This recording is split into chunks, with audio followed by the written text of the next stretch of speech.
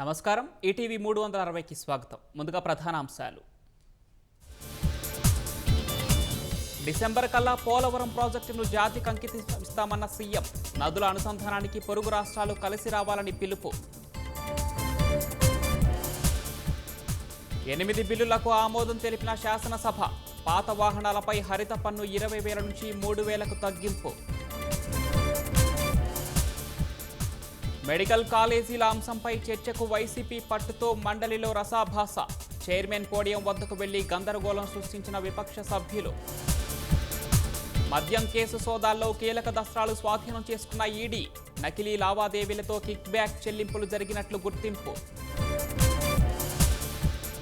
YCP MP Mithun రెడ్డిని కస్టడీలో సుదీర్ఘంగా ప్రశ్నించిన సిట్. మద్యం స్కామ్లో అంతిమ లబ్ధిదారు ఎవరో తేల్చే దిశగా విచారణ. మదనపల్లె పూర్వ ఆర్డీఓ మురళికి అక్టోబర్ 3 వరకు రిమాండ్. దస్త్రాల దహనం కేసులో చిత్తూరు ప్రత్యేక సిఐడి కోర్టు నిర్ణయం.